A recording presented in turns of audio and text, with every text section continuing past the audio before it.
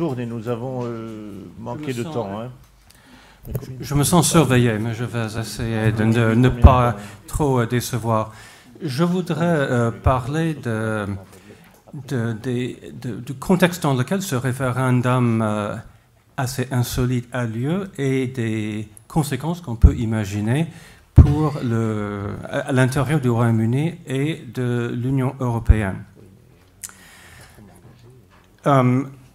Pourquoi est-ce que le référendum a lieu et comment est-ce que l'Union européenne va le digérer? Je pense qu'il est difficile d'exagérer l'importance de ce qui est en train de se passer et si dans tous les médias et un peu sur tous les continents, une forte attention s'est concentrée sur la chose, ce n'est pas sans raison, parce que au-delà même de l'Union européenne, la signification qui s'attache à ce référendum, en quelque sorte, met en cause toute une série de récits concernant l'organisation des affaires internationales suite à la Deuxième Guerre mondiale.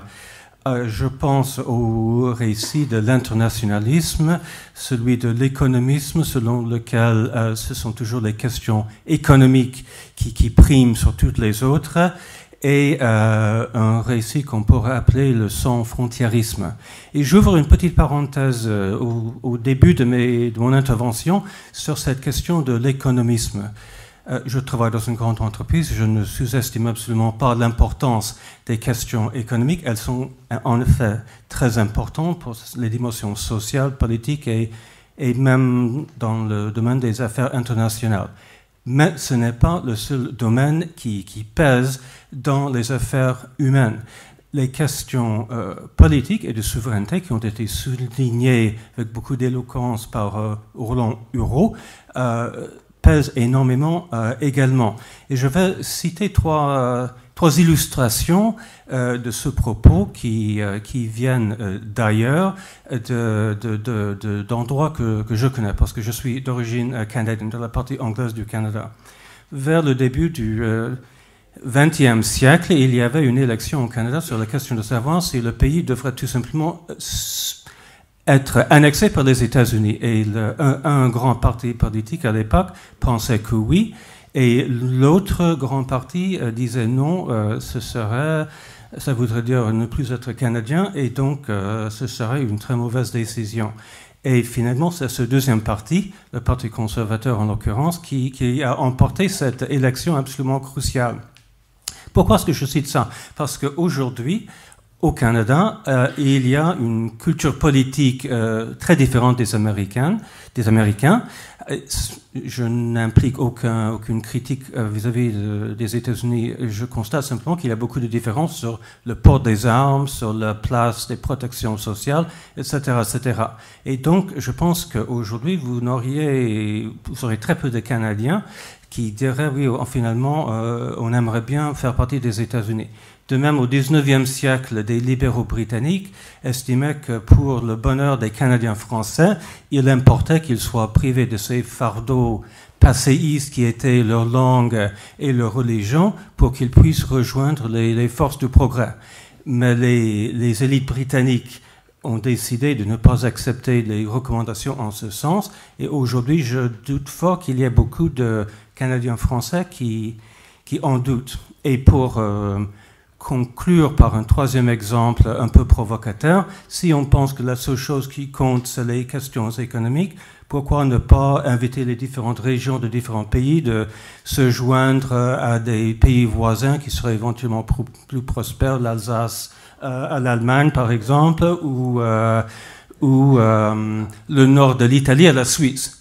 Tout cela pour dire que le raisonnement économique qui est souligné jour après jour dans les colonnes du Financial Times et de The Economist, de publications de très bonne qualité et respectables par ailleurs, présente une déformation et une approche réductionniste de la question référendaire qui quand on s'arrête devant, n'est pas très sérieux, à mon sens. Et donc, je pense qu'il est important mais justement, le fait que le référendum soulève des questions qui sont tellement fondamentaux provoquent beaucoup d'intérêt pour le sujet dans le monde entier.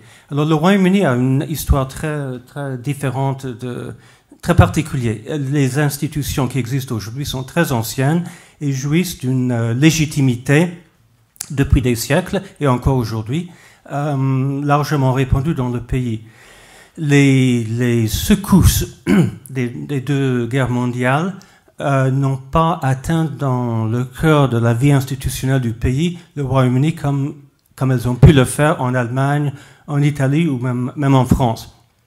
Et donc, je l'indique parce que c'est important pour comprendre pourquoi il y a cette vivacité du débat et que même au cœur du système, comme John Locke vient de souligner, beaucoup de Britanniques ne souhaitent pas et estiment même que c'est absolument insupportable que des institutions bruxelloises ou la Cour européenne à Luxembourg ou le Conseil d'Europe à Strasbourg donnent des leçons au peuple britannique et au Parlement britannique. En ce qui concerne la réaction, et en plus il y a eu des phénomènes d'ambiguïté de part et d'autre qui ont mené petit à petit au moment où nous nous trouvons devant ce référendum.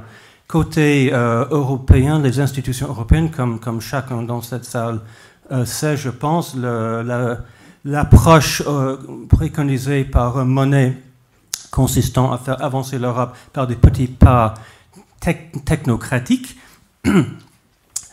pour que l'ensemble des corps politiques ne se rendent pas vraiment compte des implications politiques de ce qui se passait, était en effet conçu pour jeter un voile pudique sur la réalité des choses. À